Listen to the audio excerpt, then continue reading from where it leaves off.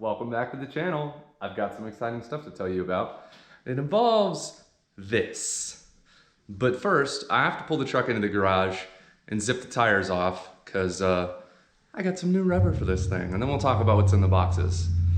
Thanks for watching Desert Moto. Stay tuned. You guys will laugh.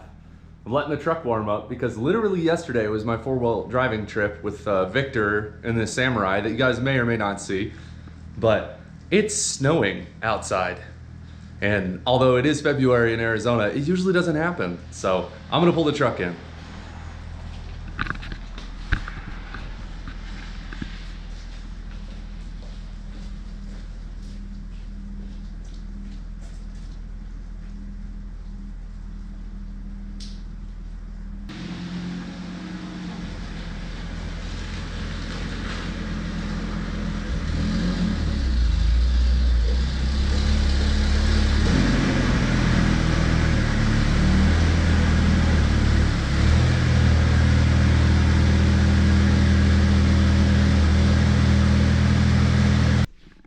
So like I said, it's snowing, and there's actually snow a little bit on the hood. It's crazy. It won't stick. It's raining off and on, and it's not cold enough for it to stick, but still pretty cool. But I'm gonna be working in the garage where it's dry, and I'm gonna crank the heater and, and be the typical Arizonan that I am. We are on the way to the tire shop. The tires that are on it are 205/75 15s, which we ordered for the rear, and 195/65 15s for the front. I went as cheap as I possibly could, and I ordered some like Ling Long rears, and I don't know, Walmart delivered them for $283 for the full set. So pretty excited about that. And now every time I would drive the truck, I won't have to fire up my compressor, put air in, put more of the air that I should, and drive it for a day or two, because that's what I have to do right now, because the weather checking on the side of the tires is so bad. One of the rear tires just pukes like the whole time. It's funny. Also, can we just accept Explorer for the win? Like, this thing is freaking awesome. I have 8 tires in here, and that's another reason I don't want to put a big tire on this thing. It just makes everything worse. It's harder on your drivetrain, it's harder on your wallet, and I cannot believe it, but this freaking truck gets 26 miles to the gallon. That is freaking nuts. So I can't wait to drive this thing more and stop putting miles on my ST, because this is the best car ever. We should talk about why this isn't the best car ever. And trust me, follow me here. This plays a direct role in what we're doing to the Sonoma, or the Slow Noma. This car comes with a 3-liter twin-turbo V6, makes 400 horsepower, and pretty good torque. However, it doesn't come with a Coyote. Like, what the F, Ford? I want a freaking Coyote. Why not make an Explorer R? What the fuck, Ford? You guys have great engines, great forced induction engines, but this EcoBoost sounds like a swarm of bees. Should we do a pull? Just like a little pull.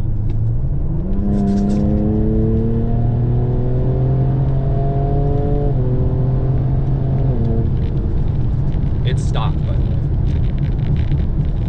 how is the speed limit to the speed limit? This leads me to my next point. Engine ideas for the truck. I know you guys have been waiting for this moment, but don't forget, we're still doing suspension on this thing. This is just step 1 of this whole video, okay? So don't click off this video and just decide to leave me hanging, because if you guys don't watch these videos, I am not gonna show you what comes next. And what comes next is we're Coyote swapping the Sonoma. Yes, I'm gonna buy a 15 to 17 Coyote out of a Mustang with an MT82. I know, they're not very good transmissions, but the Sonoma is a lot lighter than a Mustang, and it's not gonna have nearly the traction that a Mustang has on it. So I feel like it might live as long as I drive it somewhat sanely, and then we're gonna put a Whipple on it. I know, super cool. I think the Whipples sound great. I like the positive displacement blower idea, or the root style blower. And I'm gonna swap everything as much as I possibly can from a Mustang into the Sonoma. Radiator, potentially body control module, ECM, gas pedal, all that stuff, and gauge cluster. If I can't do the gauge cluster, I'll just do a Holley standalone in it and call it a day. And that seems like they're both about the same price range. So if I can find a Coyote and an MT82 and, you know, clutch, gas pedal, that's probably all I really need to put a Holley in it. But if I can get an ECU, I'd rather do that, because then I can flash tunes from Lund Racing and other companies. And that's kind of what I want to do. I want to do like an OEM plus V8 Ford powered Coyote in the Sonoma. And we're gonna call it the Slow Noma. And I don't know if I want to reveal the license plate yet, so some of you don't take it, but it's gonna be very cool. I'm so excited. That is my goal for this year, 2024. We are Coyote swapping the Sonoma. I know it's only February, but it's gonna take me a lot of time to save the money and convince my wife to let me buy a Coyote. Drum roll, please. I bought a lowering kit for this thing. This is the Belltech lowering kit. 2 inches in the front, 3 inches in the rear. Comes with lowering blocks and springs and perches. So all of this stuff is totally clapped out on this truck. And I just noticed something on the rear drums that terrifies me. It still has the factory clips on the studs that hold the drums in. So the drums have never been removed. We're not doing brakes in this video because it still stops. Anyway, very excited about this kit. It's gonna totally transform how this thing runs, drives, steers, handles. And I have lusted after these kits since I was a little kid. And because this truck is a bit like taking myself back down memory lane, I'm gonna do exactly what I would have done if I had this truck as a teenager. And that's all this thing is. It's super fun and I freaking love it. All right, I'm gonna install this stuff. Let's do it. For those of you that have never done a shock install, this may come as a bit of a surprise, but you may be tempted to cut this little restraining device, right? Don't. Install the top bolts first, loosely if you want, and then cut the band, and as it's extending the shock body, then slip it onto the stud. Because if you have to compress this shock, it's gonna humble you pretty quickly. This is the secret I was talking about earlier. We haven't cut this band yet, and I'm gonna point this towards our locating stud right here, right? As it gets close to all the way extended, I'm gonna try to slip this eyelet onto there. As long as I nail it, this should be a very painless process. But you guys are gonna find out at the same time I did, if I nail it. Good job! Oh, this wasn't very dramatic.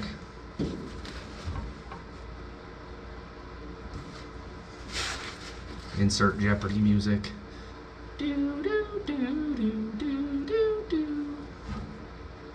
Oh, we're fully extended. That's good. All right. Yeah, I think we are fully extended. Well then, if you're doing this at home, cut the band, damn it. Here we are. New lowering block installed, new shackles, new nuts, washers, and new shock. Stickers out always, boys. Lowering blocks installed, sat in there nice. There's no gap at the top or the bottom. That's important. And then we tightened all of these bolts on the bottom uniformly. So there's the same amount of threads showing towards at the end of the nut right here. That's it. All right, so we got the rear finished up, lowering blocks installed, everything's torqued, new shocks. I'm very excited about that. The driver's side was a pain in the butt. The U-bolts were bent and the lowering blocks had actually started to fracture and crack. So I'm glad we replaced those, even though I thought the ride height was pretty decent. It was just really low, and those U-bolts were really long, which they were hitting on stuff, and that's why they were bent. Now onto the front, but there's a bit of a caveat to that. And that's where these next boxes come in. I'm very excited about this. What we have here is the contents of the other two massive boxes. I'm gonna rebuild the entire front end of this truck, except this steering box. There is about, I don't know, a quarter of a turn of play in the steering wheel of this truck. In addition to just smashing into the bump stops the instant you hit a pothole, which is pretty common out here. I'm not into pressing in and out ball joints, and so I ordered control arms with new ball joints in them, tie rod ends, adjuster sleeves, sway bar links, whatever this thing is, pitman arm maybe, idler arm, I don't know, steering components, and then wheel bearings too, because I essentially never want to touch the front end of this thing again. It's really ugly under there. There's dried oil and all sorts of junk on there. So I'm gonna replace all of it, make this thing handle way better than it looks. I was gonna say as good as it looks, but it's pretty ugly. And this is gonna make the install, honestly, a lot easier. So when we lower it, replace all of these components in the front end, new tires, I'm gonna have it aligned, and this thing is gonna be good to go, dead reliable. We've already made the engine very reliable, and now it's time to make the chassis reliable. Before I go crazy and start pulling everything I can see apart and unbolting everything, I'm just gonna take some time and I'm gonna line up these tie rod ends to the same length as the old ones. So I'm gonna assemble everything so it essentially just comes off and goes back on. But see how ugly it is under here? That's all muddy and gross. I can't wait to get rid of this stuff. It's gonna be so nice under here. Now that we've got this removed, this is the old part, and see how crusty this whole linkage is? It's disgusting. I didn't even verify that this thing needed ball joints, that this thing had a loose pitman arm, or idler arm, whatever the shit this thing is. I didn't even verify these parts were bad. I plan to go kind of fast in this truck, and I want to know that the suspension is dialed. I don't want some 28-year-old piece of shit falling off this truck.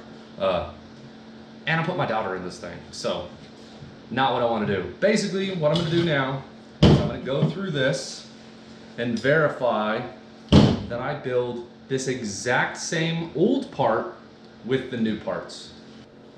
And now that these are the same, time to basically install the opposite way of the way we uninstalled this stuff. But one thing about all the parts in this build that we haven't talked about is I link the links to all of these parts in the description, and I don't get a cut of it. I just figured it'd be nice to go to one place where you can see these parts being installed and used and tested and all that stuff, and then also have the option to buy them. I think I bought most of this stuff on eBay. The Belltech kit for sure I bought on eBay. This I bought on eBay. Yeah, this was an eBay thing. And so there should be a clickable link in the description for all this stuff. All right, time to put it on. That went in pretty hassle-free. Now I'm gonna loosen the lower ball joint, swing this lower control arm out, and see if I can get the spring and shock to come out. So this is the passenger side shock. And I had to get in here with some Nipex and hold this shaft while I loosened the 14mm nut on top of this guy, right? And I pulled the bolts out of here. I think they're also 14mm. And then the shock should just come out of the bottom. Well, I tried to kind of push this thing down and I heard it go and depressurize. I was like, that's weird. But I could wiggle the bottom of the shock body a little bit and I started pulling it out and it just fell. Except this didn't move. It pulled the whole damn shock apart. Thank goodness I'm replacing the suspension in this truck because it is clapped out. Let me separate this guy. Yeah, like that. And then this guy, here just pull off. Easy peasy lemon squeezy. The brakes are really bad on this thing. Don't tell anyone. You know, we have secrets. We need to keep these secrets. The brakes are thinner than my budget for this build, so they're probably gonna happen. I don't know if I'm gonna make a video about it. Brakes pretty easy. Let's lower this lower ball joint, or this lower control arm, and see if we die. Been waiting a long time. Still haven't happened yet. Sorry to disappoint.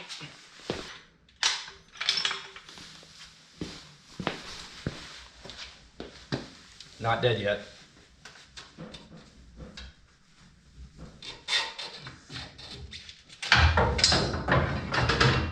Shit!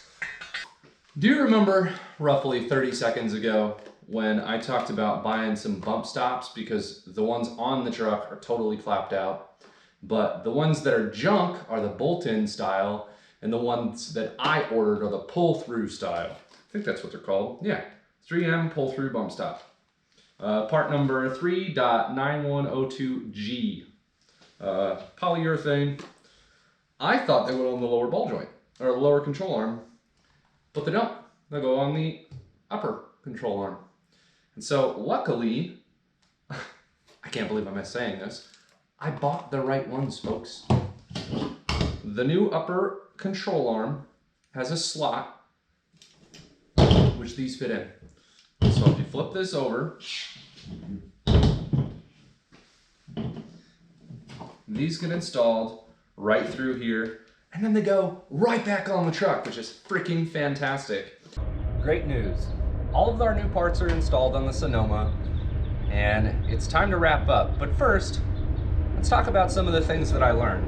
The passenger side went flawlessly. In the rear, piece of cake. In the front, piece of cake. On the driver's side, however, I had some clearance issues.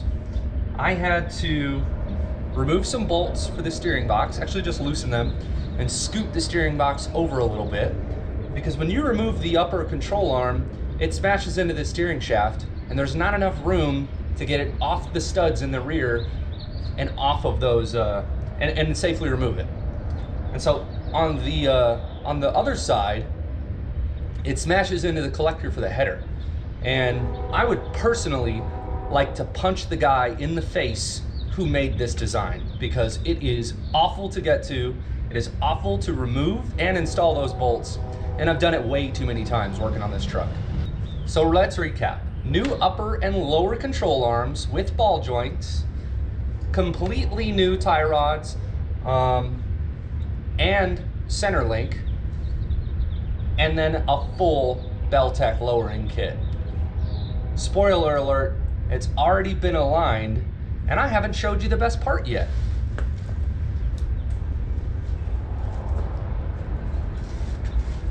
I painted the wheels. I told you, 16-year-old me just couldn't hold back. As you may have been able to tell on the drive up here, this is a pretty twisty road. And these roads are pretty rare where I live. Most of them are pretty straight, a little bit of elevation change, but really nice.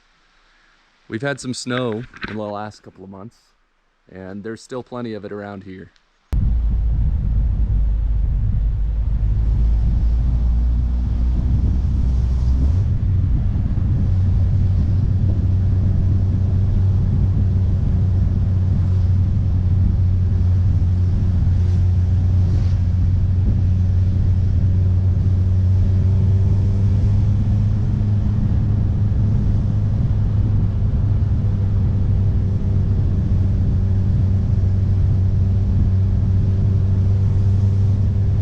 The driver's side is higher than the passenger side by almost an inch.